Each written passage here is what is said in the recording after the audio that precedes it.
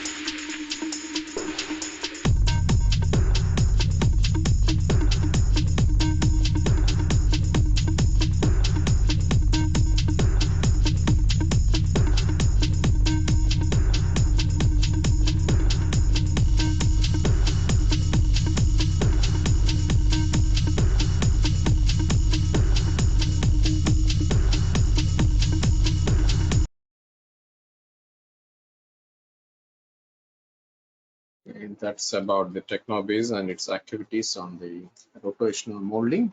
I'm hoping that you have a better idea now. If you need more information or more details about our activities, please do reach out to me, or you can check our website technobiz.org. I'd like to invite our moderator for this session today, Mr. Martin Spencer, is the Managing Director of the Unique Roto Solutions. As you know very well about Martin Spencer, so there's no need of further introduction. Martin, over to you. Hello and welcome everybody to this 10th edition of our leadership series. In these discussions, we look at how our subjects have entered the industry, their problems, their successes, and their thoughts for the future. We hope this will give you an overall picture of the rotomolding industry for our participants that are new to the sector, but also give insight and ideas for those that are already involved in rotational molding. Today we will be welcoming Conchita Miranda, who is Director General of Miraplastek, one of the leading rotational molding companies in Mexico. Conchita is also a past president of the Association of Rotational Molders in North America. First, we will view a short video to introduce the company Miraplastek. Miraplastek.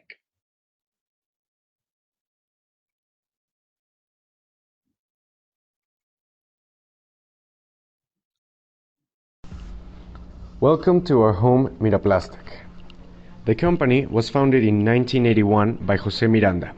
We're located in Aguascalientes in central Mexico.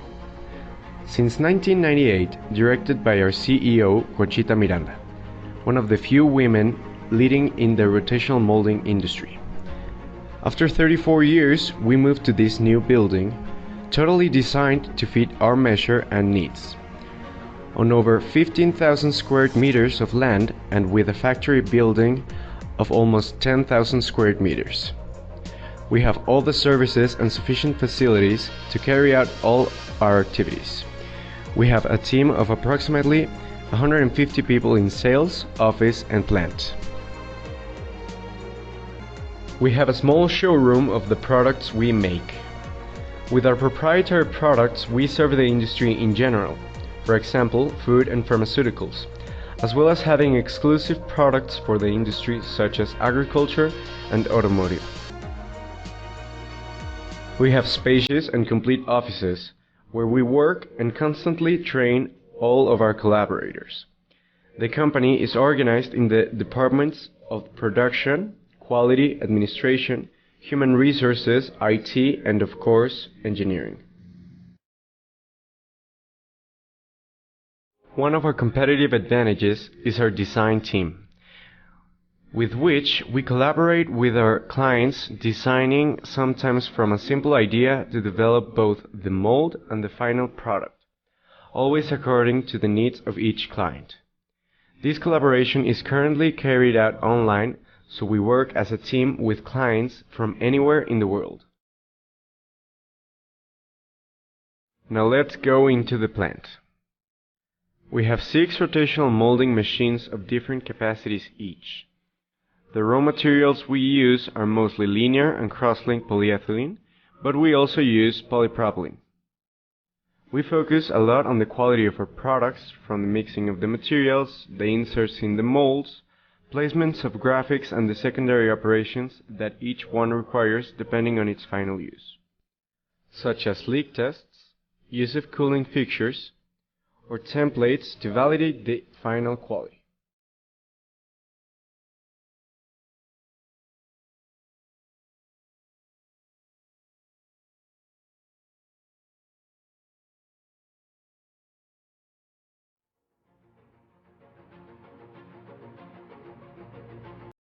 Miraplastek, we do almost everything through customers' orders, which means everything you see here is ready to be sent to the client. In our quality laboratory, we test both the material we use and the finished product, whether for impact, measurement of dimensions, and flow rates, among others.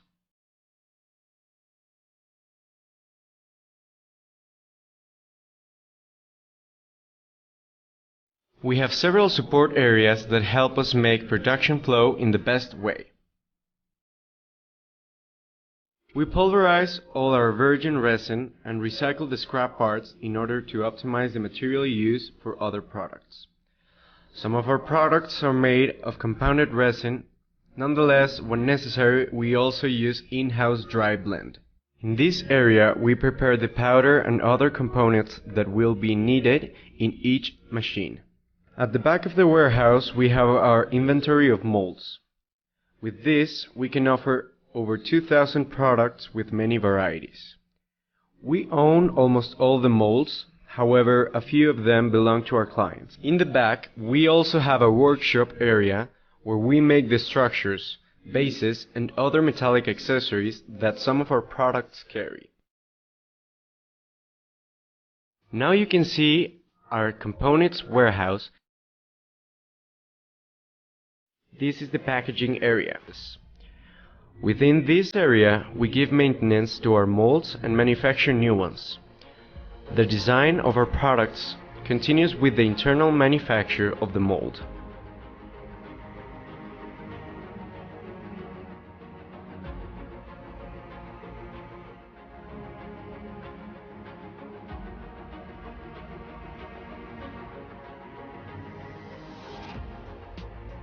We offer very good quality and good delivery times in metal sheet molds. Likewise, We carry out intensive maintenance and small modifications to all cast aluminum molds. We have a team with extensive experience in mold manufacturing, producing world-class parts.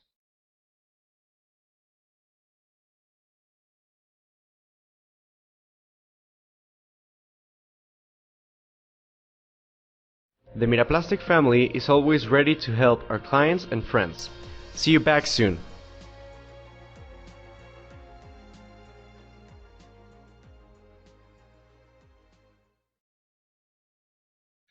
Well, that has given us a good introduction to Miraplastek, and now I would like to welcome Conchita to join us. Hello. Hey Martin, good morning. Hi. So perhaps you could tell us a little bit about how your company started and when it was started. Well, my father started a company more than 40 years ago, and he started as a joint venture with an American company that has already some years rotomolding in the US. So we began with a lot of know-how that was from our partners. After some years, they decided to separate, and then we continue alone. But we had all that knowledge from a company in the US 42 years ago. Okay, and how has it progressed from then? When did you become the Director General? Well, I've been involved with business since the beginning. I used to go to ARM meetings when I was in high school. I think I know a lot of the people at ARM since I was really a teenager. So I began involving in the company without noticing it. My idea was to be a freelance software developer freelance. I didn't want to work for my father. So he let me go and study computing engineering and make my software, and then he hired me as a developer for software, and then I began to really enjoy being at the company. Rotomolding is a process that you really get in love to. So I began working with him, and without telling me officially, when I realized I was running the company. And I have run it for more years now than he did. So it's a long time. Okay, so I think we can really say that rotomolding chose you. It wasn't really your choice to join rotomolding in the beginning. Oh, yeah, of course. My father chose rotomolding, but rotomolding chose me. Yes. Yes. Okay, so what difficulties did your company find when they were first starting up, and what difficulties have you had to deal with since you've been in charge? Well, a lot, Martin. It's been so many years that we have very different times with different difficulties. At the beginning, the market in Mexico was not prepared for, we served mainly food and pharmaceutical markets, and they were not prepared for this type of hygienic, very durable, but more expensive containers for material handling. So it was new, and it is, it's plastic, and they think that it's not going to last, or it's going to be broken fast, whatever. So at the beginning was to educate the market, really to give a lot of samples, go and talk with people, demonstrate. It was hard work at the beginning. Then probably after some years, the most difficult part was not having enough space. Where the first plant was located, we were limited on space, and you know that we make very big parts, so we feel it very easy. So that was moving to this plant 6 years ago was one of the biggest challenges, probably. Okay, so you've mentioned a couple of market sectors there. Which particular business sectors have been most successful for your business in Mexico? Well, we have both proprietary products and OEMs, and they are balanced. In our proprietary business, we serve mainly pharmaceutical and food industries, but we serve a lot of industry. For OEMs, we serve agricultural mainly. And which do you find the easiest? Is it easier to develop and market your own products, or just manufacture designs for other people, OEM?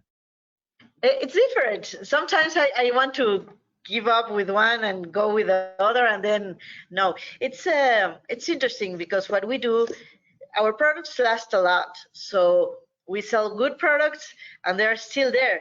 And we have customers that have more than 35-year-old products and they are working right now.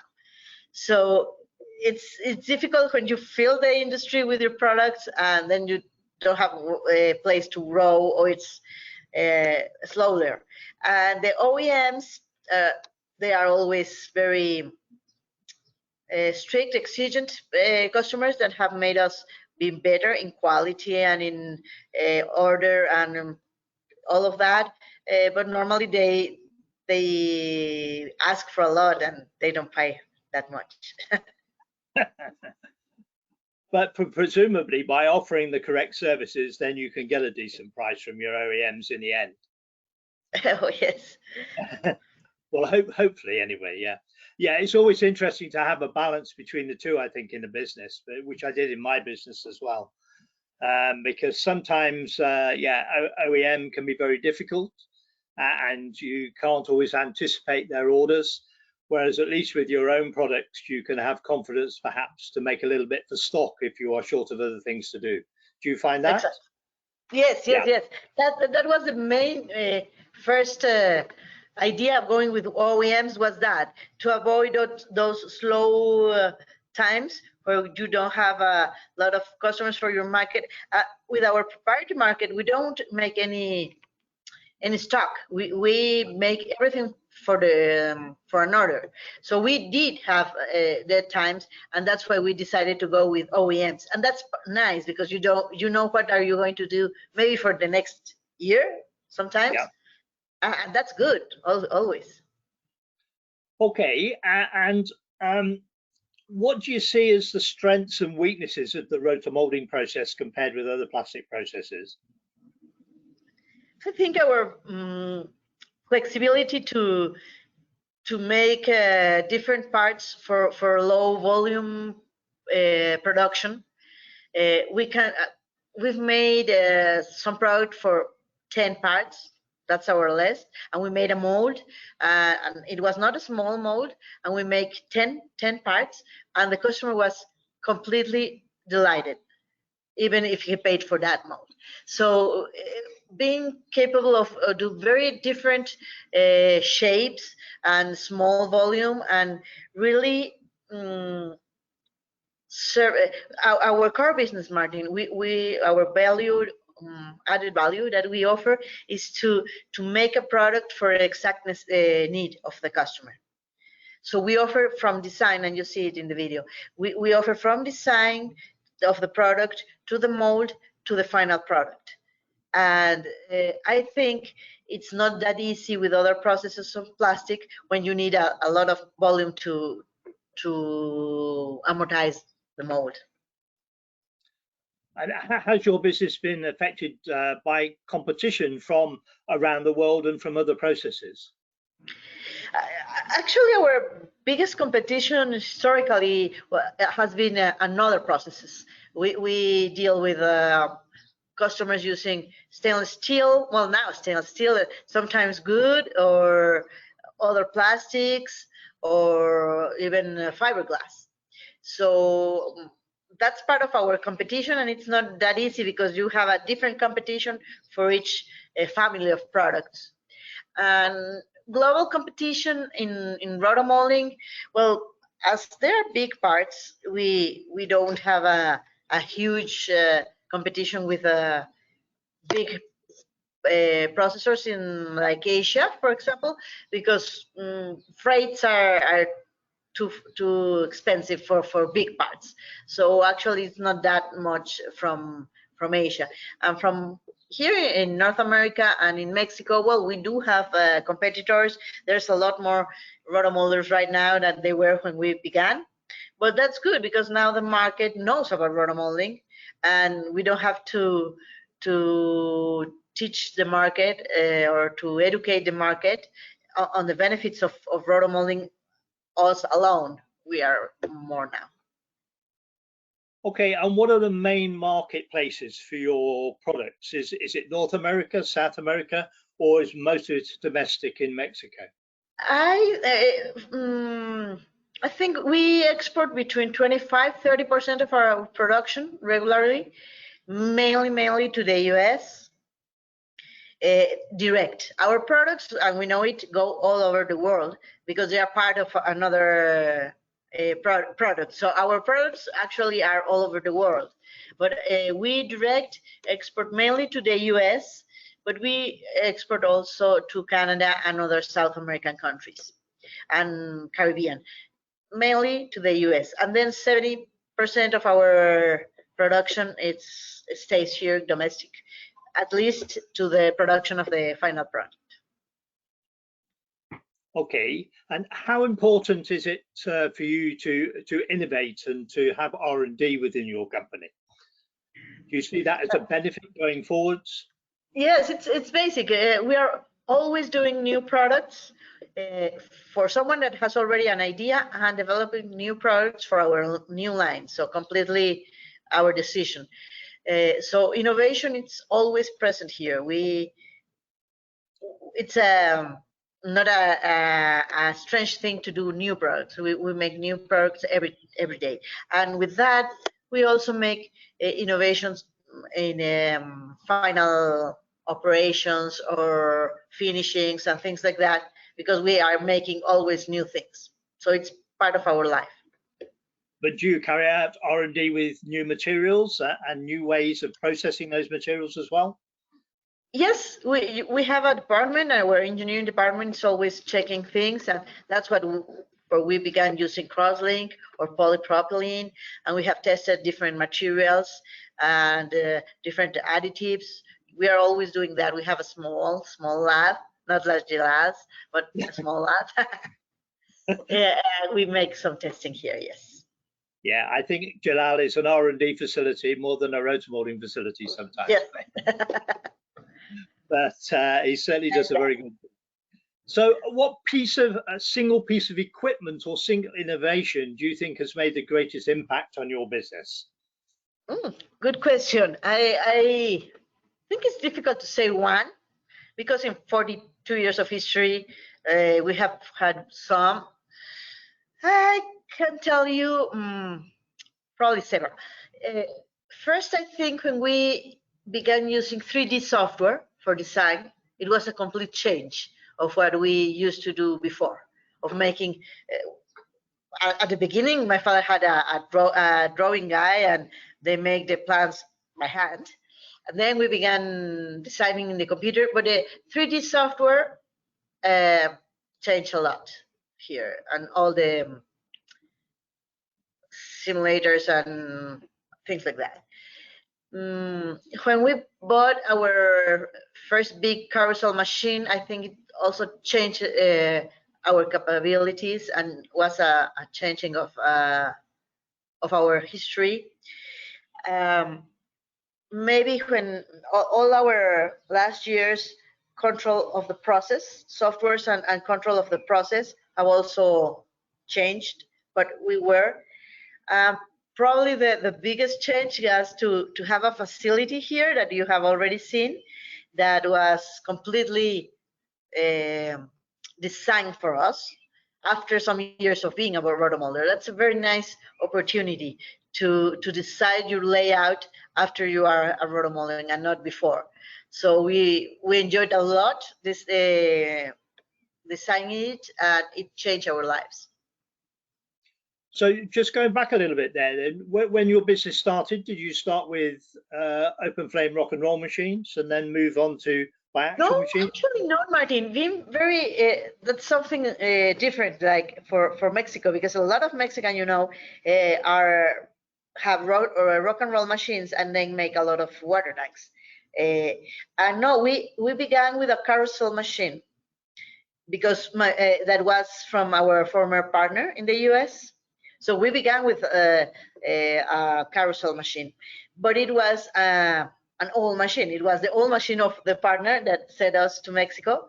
That's a small machine that's still working. It's more than 50 years old. It still works 3 shifts a day, and it's a very, very nice machine.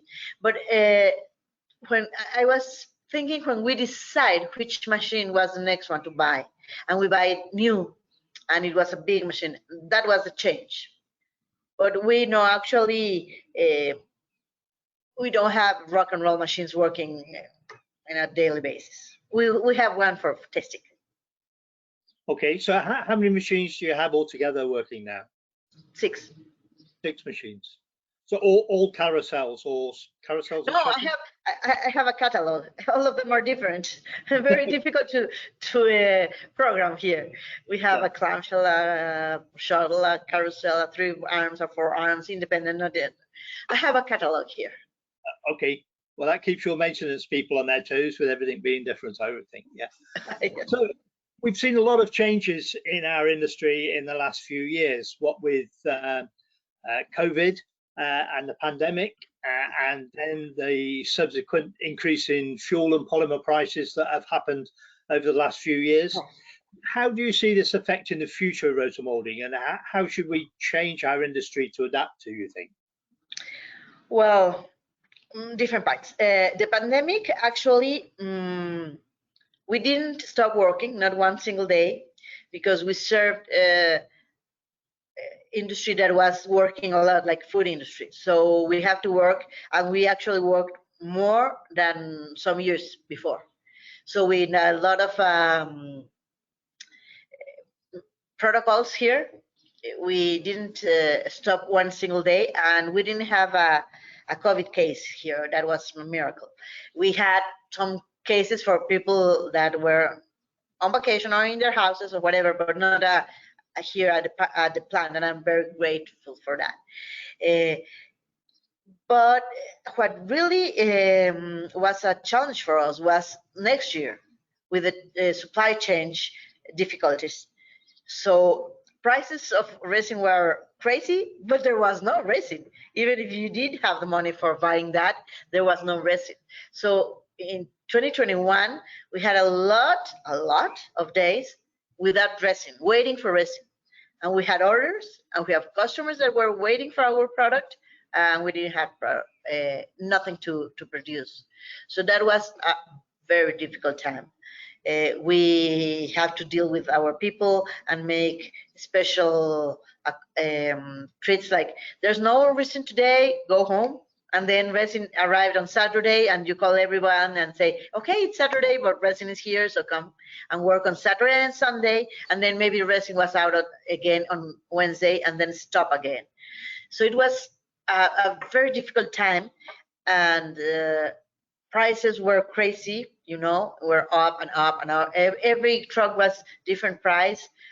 You have to pay it in advance instead of credit, because there was no enough resin for everybody. So they called you and, I have a truck, do you want it?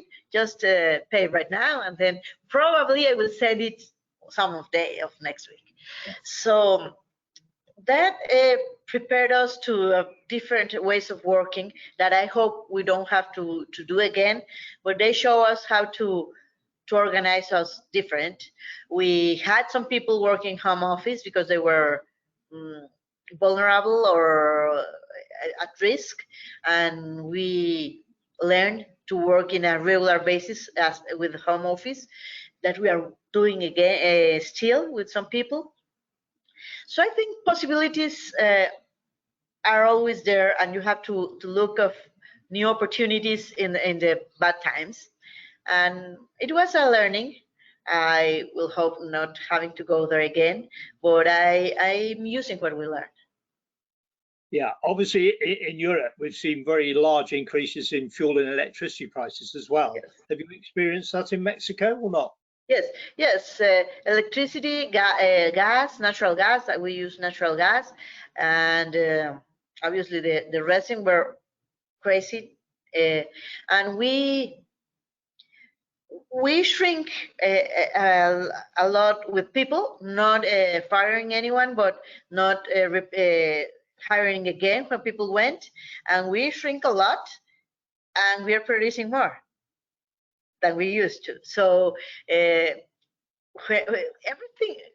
in every crisis, you can find something good. If you're always without problems, you're not challenging yourself. You just forget about getting better if everything it's good. So I think the opportunities were very nice. Yeah, I think you can become complacent if everything stays the same for too long. Yes. So yeah, challenges are interesting. A lot of the world is experiencing labor shortages for rotational molding, particularly North America and Europe. Is that a problem in Mexico, or do you see it becoming a problem in Mexico in the future? In the future, yes, a little bit right now, and in the future, I think a lot. It's obviously not as it is in the US. We have a lot of friends in the US with the association, and we are always knowing what's going on there. And we don't have that type of problem, but we are experimenting difficult to find people to come and to find people to stay, because there's two different things. Yeah, I think people work is hard in a rotomolding facility. It's hard. It's hard work, and some of young people right now, they want more freedom and to be in different places and be in a easier environment. So we are watching difficulties to hire new people and to retain them here. So bearing that in mind, do you see that automation playing a much larger part in rotational molding going forwards? Because it's traditionally been very labor intensive and not very automated. Yes, I think automation it's coming, and it's going to be, it's the future for rotomolding for the next years. I think it's not that easy for companies like ours that make 2,000 different products. So automation for secondary operations, for example, could be a big challenge. But there's some tasks that can be automated, and we're working on that right now, like weighing and coloring and moving material in the plant and things like that. So we are trying to automate some parts of it, and we are checking what's going on the market, because that's the future. Yes. Okay, so to move aside a little bit then, you've always been an enthusiastic participant in rotomolding associations in North America. Yes. What do you see are the benefits of these associations to molders throughout the world? Yes, you know, as I was telling you, I began going to our meetings when I was a teenager. So I know people there from ever, and they saw me grow and finish college and get married and be pregnant, and now enjoying my grandson and everything. So my father used to participate a lot. He inherited it to me. I worked for the board more than 17 years, and that's our record in the board. And I have always found that you receive more than you give, and you give a lot and you receive a lot. As a very small industry, because we are a small industry inside plastics, we need to help one and another. If we don't do that, the industry will disappear. So what I have found, it's a lot of collaboration, a lot of friends, a very, very nice people that are always wanting to help and being there for you. And I try to do the same, because I receive a lot. I try to give my time or my experience, or RotoMoulding 101 in Spanish, for example, that we have offer a lot in our meetings. That's interesting, because it's for Latin Americans and also for American workers that don't speak English.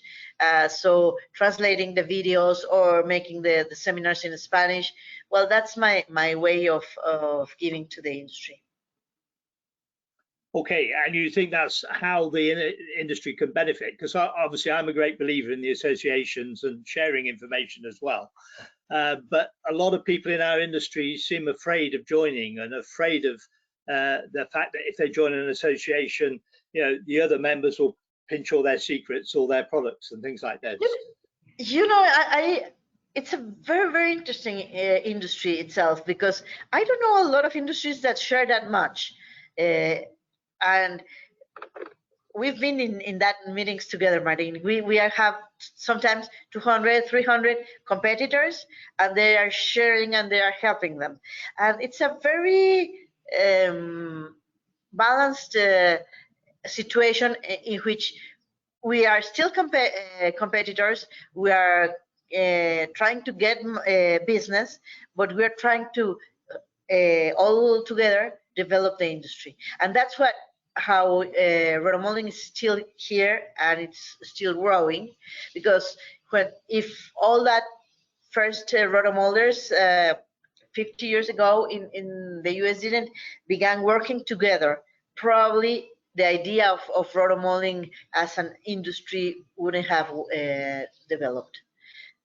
We need to pay for research, all of us together. There's very small people that can make research, as we were talking about, a private laboratory that like Gilat's. It's very difficult to have it for a rotomolder. It's much easier for an industry complete to develop it. Yeah, I think it's very important. It's also why I'm involved in this with TechnoBiz, is trying to give information to people around the world to get involved in our industry and to learn more about the process, to try and make the process grow. So what do you see as your best achievements in the industry? My best achievements, or the things you've achieved in the industry that you're proud of. Okay, as a company, I'm proud for our molds, for example. Very proud, because we make very nice metal sheet molds that compete with aluminum, cast aluminum molds, and we have chosen show products made with our products, and people cannot believe they are metal molds. So I'm very proud of our metal workshop and our design team. Very proud for some products that we developed from scratch, that we did. Customer didn't only have an idea of a product, and we developed everything about it, and I'm proud of that also. I think I have a very nice team of people here. Works a lot, and actually, maybe it sounds like a cliche, but we are family here, and that's true. That we support all of us. We have people from a lot of years working with us. I'm not the oldest at the company, and there's several people that have longer years working here than myself. So I'm proud of that also. As a company, and personally, I'm proud of having president of ARM, the first Mexican president of ARM, and being a woman, that's an honor for me. But the best is being part of the Hall of Fame. Okay, and what are your best memories of the industries? Has it created some good memories for you? Oh yes, I have a lot. Probably the things that I most remember is when some rotomolding has had problems, and all of the others help, like a fire or a hurricane or whatever, and we receive molds, or we make production, or we send things, and that's something that I appreciate a lot. I like the meetings because I have learned a lot. My first rotomolding seminar with Glenville, that was like 24 hours of rotomolding all together in my head. That's something that I will never forget. And a lot of nice moments with a lot of friends. Okay, so at the end of this session, we're going to ask you to sum up with 10 top tips for our listeners on rotomolding. But if you had to offer a single piece of advice to an entrepreneur thinking of entering our industry, what would that be? Well, probably I will go with my 10 tips, and I can tell you what I say. I think to be one single one for now, and then we'll do the 10 tips at the end. okay. Join an association. Probably it's the most important. Sorry, join the association, your local association or a bigger association, depends on the size of the association you have near. Yeah, obviously there are associations all around the world. Yeah.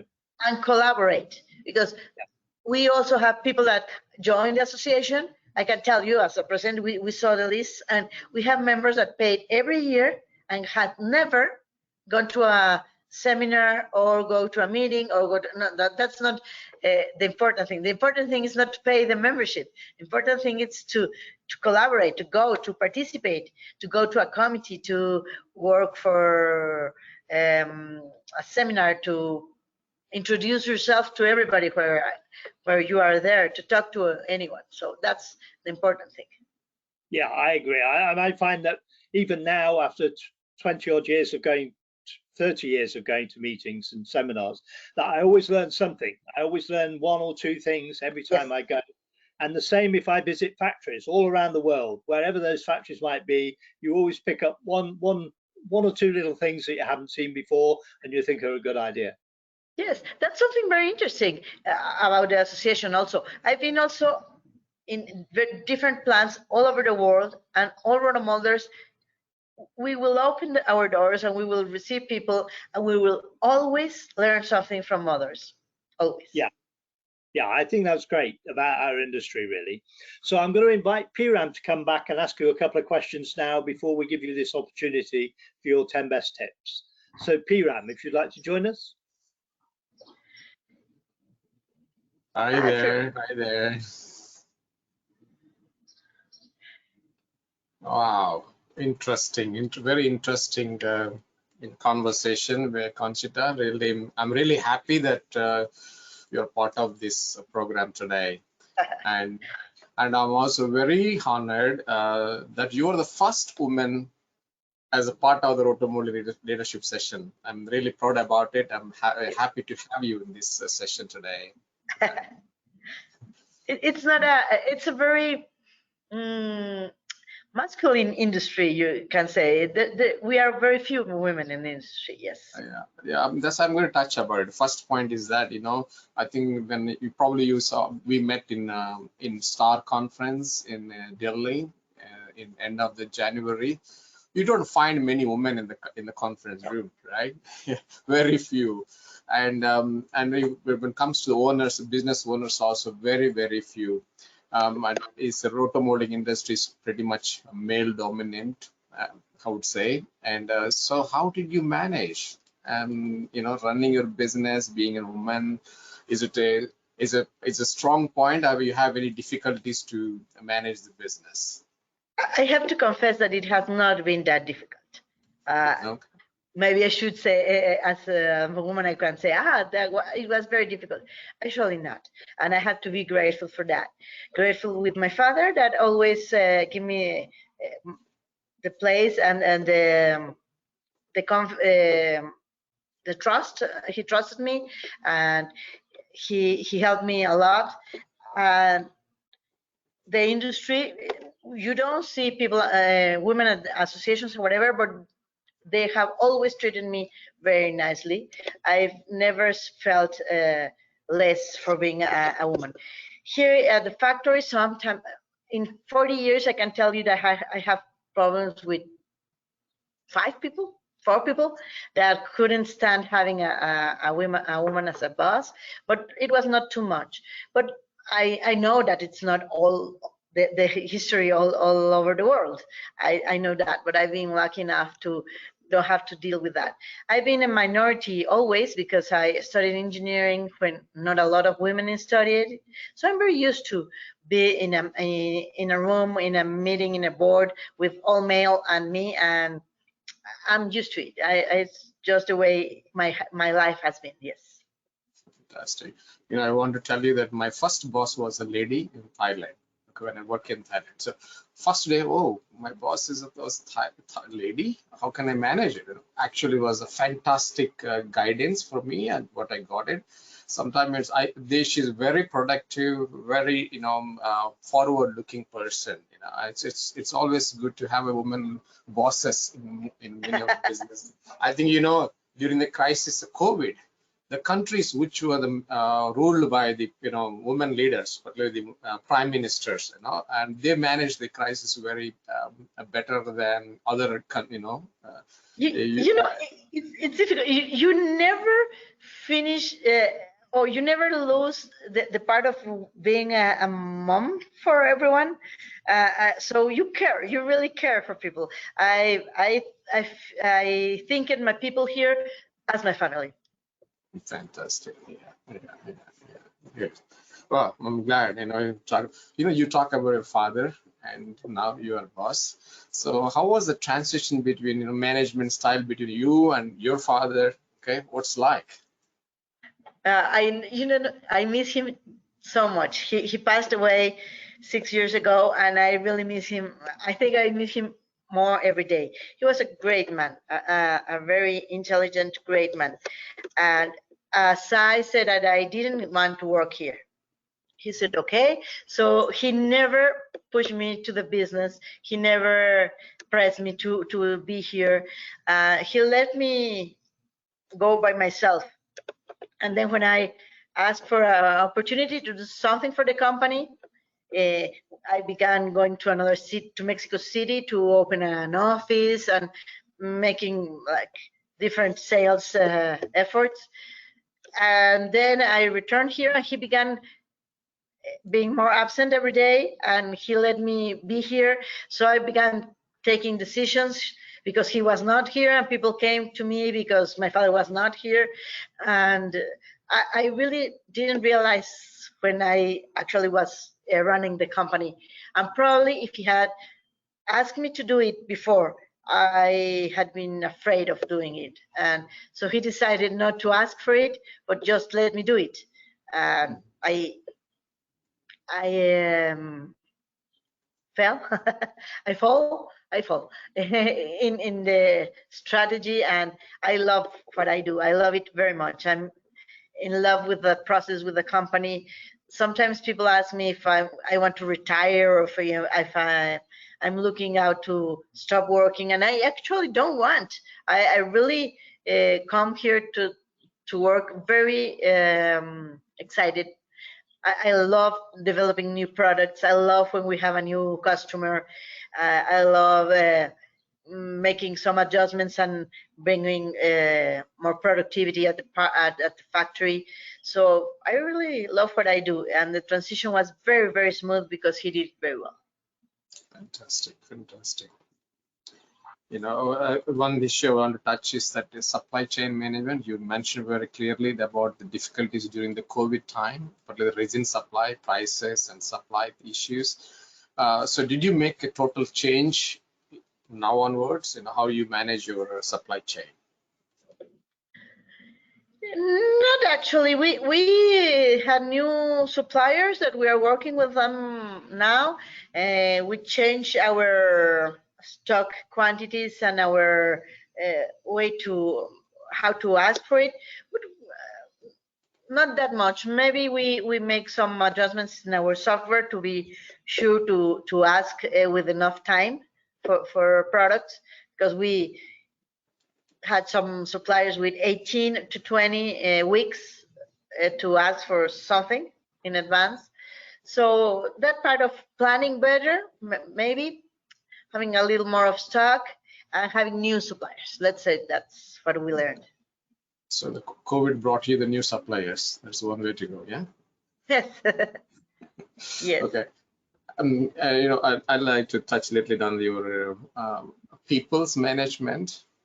Okay. So how do you manage your people, team? How do you motivate them? How do you inspire them? Sometimes they do the job every day the same, is there any tonic or formula for you to, you said very well that your company is, everybody's like a family member. right? And so how do you motivate them? Yeah. The challenge here is I'm trying to my personal goal some years ago was to transform the company from a family company to an institution without losing the family taste of being part of the family. So having process and having certifications and protocols and all of that without losing the knowing each other, knowing the names, having traditions. That part's a difficult one, but I think we are doing well. You know, in rotomolding, you depend a lot on people working in the factory, and it's not easy to develop a good worker. So you want workers to stay here and to learn and to work for you for years, because it takes years to be really skilled in all the second operations and the machines and whatever. So we try a lot to be involved with people, to help them in their personal lives, to do things like scholarships for their children, or helping the ones that want to study. For example, we support everyone that wants to go to more studies. Some years ago, we had people without high school, for example.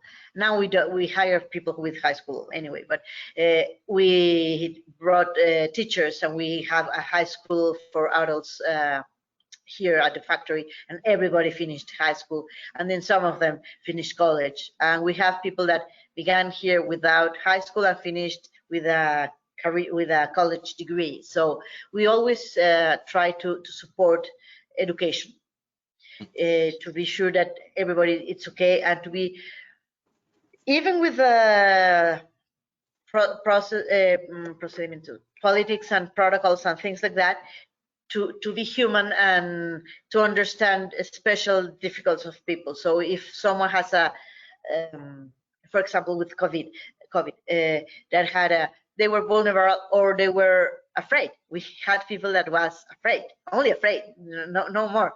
And we deal with that, and we try to, okay, let's go work at home. And if you have to come, we can manage not being near you. No one is going to be near you, and things like that. So we try to do it every day, and I think we have a very low rotation rate. And as I was telling, I have a lot of people with 30 to 35 years working here, and a lot of workers with 10, 15 years working here. We know their children. We invite their families to come and visit the factory. We have a family day, and everybody comes with their families, things like that. Fantastic. It's basically you care, everyone. Yes, exactly. So that's they feel they're part of your journey, and part of your company, or part of, there is sense of belongingness. I think that makes a difference. Yeah. Yes. I look at your video, one of the fantastic videos, as I see in the rotomolding and the Miraplastek. I think it looks like you are very, you also focus on the branding the company to the next level. So can you talk about your branding practices for the Miraplastek? Well, actually, we didn't do it that much some years ago, because we sell to the industry, so we actually don't do TV commercials or things like that. Other rotomolders in Mexico that they make water tanks, they go to the final customer. So we have a very known brands in Mexico for rotomolding, because they go to final customer. So they advertise at the TV and in huge signs at the streets, things like that. And we didn't, because we serve industry. But some years ago, we decided to begin branding it a little bit more. First, for our own people, that they were proud of working here, because we noticed that some young engineers, I have a lot of engineers, and in this city we have a big automotive industry. So engineers work here and say, oh, but we want to go to work for the Japanese in the automotive industry. And I said, this is a nice factory also, you know, but nobody knows what we do here. So we began making a little bit of marketing for ourselves, and then it was important to make the name. And actually, in some industry, we have a name. We are in the top of the mind of food industry or pharmaceutical or whatever.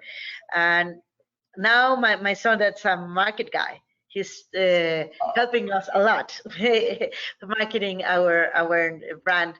He's beginning to with a lot of new ideas that are different for us, and so we are new with that. We are beginning with social media and things like that for branding our name. And I think it's a good thing. It's for the future. Young people go with that. Yeah, fantastic. So you mentioned that you've been to all the association activities, not only ARM. I think I saw you in India. So probably you met many of the rotomolders in different parts of the world. So what kind of learnings you learned outside of Mexico? Okay, what are the lessons you learned from the other molders from other parts of the world? Well, the visits to the factories, as Martin was saying, are always very interesting, and you learn, since a very cheap, small thing of using some kind of tool that you have never seen for finishing. That's great. So I have some small tools that no one teach you before and are probably not for rotomolding or not a rotomolding supplier sells, but they are very nice tools, and you see them in the factory of someone else. So I've learned a lot of from the visits. I learned a lot being at the board of ARM, because I was with very nice US business people, and we make business a little different because of the cultural thing. So I learned a lot. I learned we Mexicans and Latins, maybe like Indians, are more like feelings and sensitive things like that. And Americans, they can have a huge, big discussion in a bar meeting, and after that, they all go to the bar and are very happy all together. And that was at the beginning. I said, you have just tell terrible things one to each other, and they say, well, it was business, and now let's go to the bar. And I said, very strange for me. If I have that type of problem with someone, it's difficult for me to go and then have dinner together and be very happy, at least for in the very same day. But that's cultural, and I've learned a lot of that. We just manage things different. I love going to India because I found in being so different, I found some similarities. Very interesting. Fantastic, fantastic. So guys, keep joining all the association activities across the world, visiting the plants. Yeah, that'll be nice. Yeah. So expos, for example, you learn a lot in expos. You find new suppliers that you have never seen, and you go with your suppliers and you see products that they sell forever and you haven't seen before. So being an expo is really interesting. And now that we have suppliers all over the world, it's an opportunity to finally meet and have a face for someone that you have been buying for years and years, and then you have a face and you become friends, and next time you have a problem or you need a product, much faster than 20 weeks. You can call someone that you met and you have dinner with, or you have a nice chat and say, please help. I need you to fly some box with some inserts that I'm missing. And people is going to be nicer with you if you really have a relation, a personal relation. And also that it's universal belief that suppliers are the real source of information and new ideas as well. You work with the suppliers, and whether it's resin makers or mold makers or the machinery makers, they give you a lot of input in improving your own process in the company. So yeah. One thing I want to touch before you go to the best practices, what are the future plans for the Miraplastics? Okay, and are you planning to invest in outside of Mexico? Any plans are there? What's this like? The next 10 years time? How do you want to see the Miraplastek? We moved to this facility that's big enough, maybe bigger than it should have been, but I was just very tight in the other one, so I thought very big. So we need to fill it because we have space for more.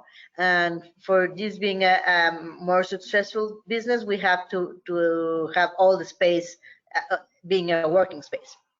So we need to grow in sales. We have space. We are prepared for new machines. So we need to grow in that part.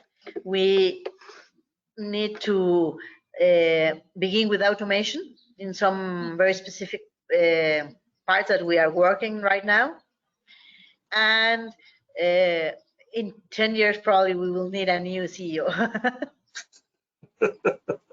So work in progress, finding the right one. Yeah. Yes, I still enjoy it, but yeah, your son is helping you now, right? Yes. Yeah. Fantastic. Conchita, really nice talking to you. And before I let you go, on my part of discussion, this is one thing I'd like to ask you is the rotomolding best practices recommended by Conchita Miranda. What are your best practices for this, for the rotomolding industry? Are we talking about 10? Yes. Yes, 10 tips or best practices, or practices. Yeah. Okay. Yes. I think, well, we can say that. I will begin with do your homework. So go and make due diligence, know your customer, check out what you have to do. You cannot go to a market or to a product without doing your homework, as I say, to really investigate, think, plan, and do everything in advance.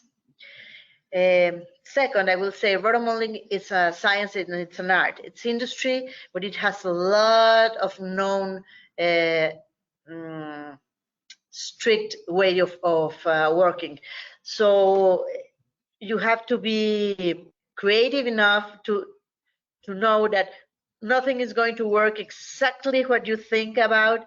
You have a lot of variables that make process different every day. So you can be doing a part perfectly well for 2 weeks, and then you have an uncut part or a bond part. So you have to always be checking that feeling of an art to make that part. Third, you will never get bored in rotomolding. It's a very interesting industry. You can learn every day new things. You can go to new markets. You can go to new materials.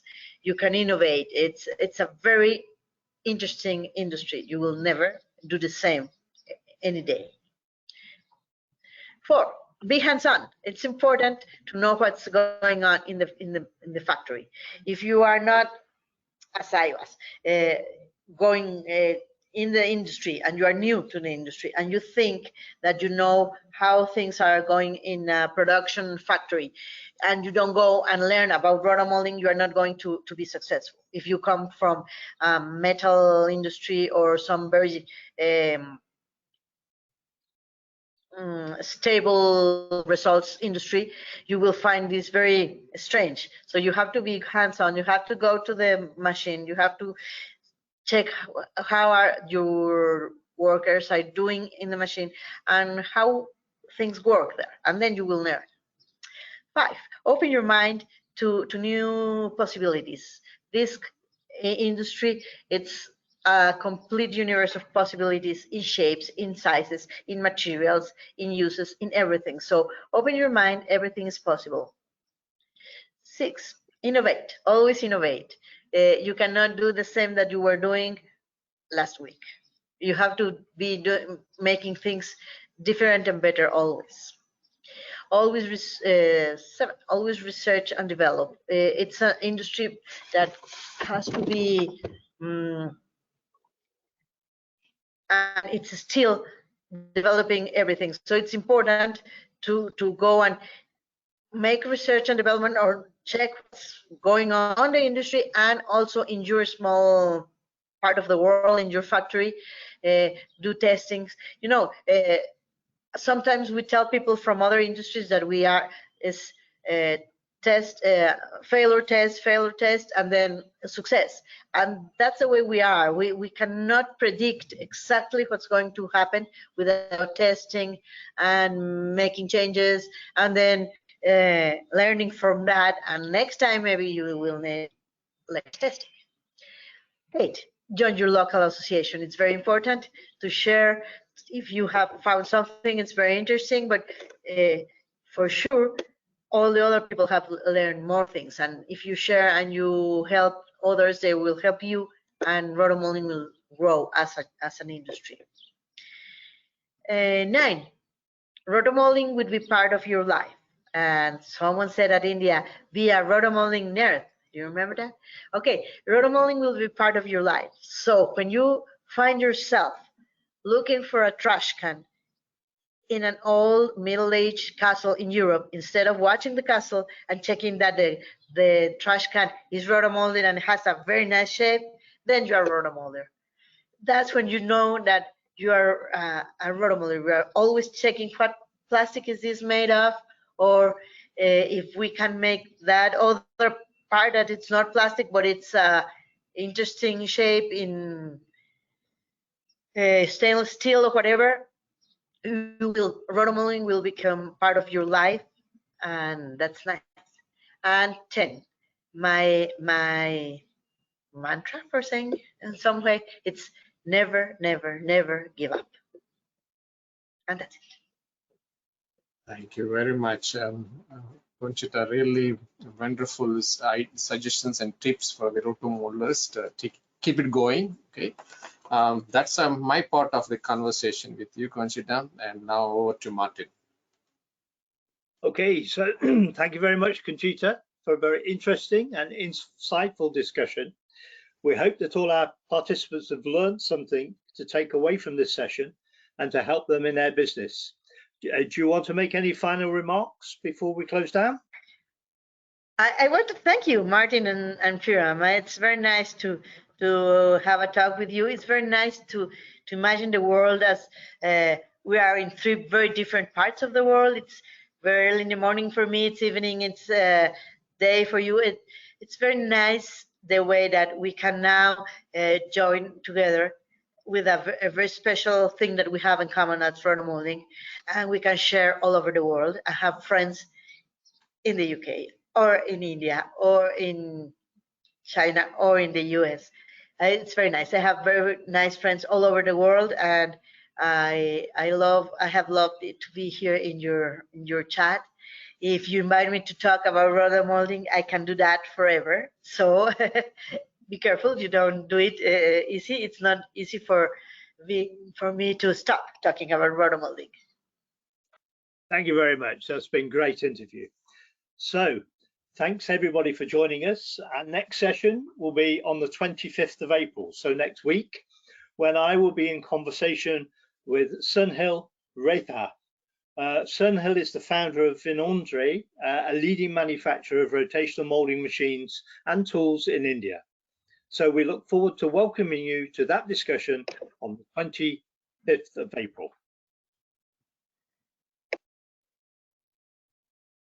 Thank you, Martin. Thank you very much for being part of this session too. It's a really good conversation with Conchita. It's a wonderful conversation. Guys, that's the end of the RotoMoulding leadership session with Conchita Miranda, Director General of the Miraplastek, Mexico. I'm really hoping that you enjoyed this conversation with her. A lot of insights about her business and experiences. Very useful session. Before I close this session officially, let me give you some update. I think Martin had already mentioned about the next RotoMoulding leadership with Mr. Sunil from Vinodra Engineers. So I'll give you some highlights about the upcoming schedules of the RotoMoulding events by TechnoBiz. The first one is that we have the RotoMoulding Tech Talk, which is scheduled on 30 May at 3 p.m. UK by Dr. Jitender Serger, researcher at the Queen's University Belfast, and he's going to make a presentation on the shrinkage and warpage simulation in rotomolded PE parts. So please tune, make sure you record your calendar about this event on the 30 May. And we have other one is a new setup, which is on the 15th June at 4 p.m. Central Europe time. We are having a topic on the rotomolding in Iran, technologies and markets by Mr. Haitham Kaulayin, is the CEO of the Plastonic based in Iran. He's going to give us an information on what is going on in Iran. Okay. And the other one is the on 7th July, a rotomolding tech talk. It's on the sustainable approaches to rotomolding materials, a review by Mr. J. Kelly Valley, is a lab technician at the Matrix Polymers. So we are trying to give you the new topics, new information through this rotomolding tech talk. So please do inform me if you like to make a presentation, or if you know someone who would like to contribute, or or we can approach them. Feel free to reach out to share the information to me. So we'd like to invite as many people as possible for this rotomolding tech talk, so that you get informed with the right information. Okay. Other one, as Martin has just mentioned, is scheduled on the next week on the 25th April, but at 5 p.m. Indian time. We're going to have a conversation with the Mr. Sunil Raithatha, is the managing director of the Vinodra Engineers based in India. So I see you in future episodes of the TechnoBiz. And if you have any comments, suggestions, or anything that we can improve these programs for your benefit, please do let us know, either me or Martin, whoever you know well. Okay, feel free to reach out to me. Thank you all for joining this session today, and I see you on the future episodes of it. And by the way, before I end this one, both Martin and Conchita has mentioned about exhibitions. TechnoBiz organized RotoMoulding Trade Expo. We just finished in Bangkok in end of the March. The next expo we're going to organize in Sharjah. Sharjah is located near to Dubai, the 21st to 22nd November. So I invite you all participate, either to visit. There you have an exhibition, you also have a conference. You can learn and also meet the suppliers. It's a good meeting point, which is scheduled in the end of this year in November. We are hosting the next year also in Southeast Asia, with a focus on Southeast Asia in Kuala Lumpur, 29 to 30 May 2024. So please do join these events. Not only us, and other events like ARMO, which ARMO is also scheduled in September in Poznan. That's one of the biggest event in the rotomolding. Please do join that event as well. So joining the exhibitions or all these online activities on a regular basis will give you all the information for your work or for your business. Yeah.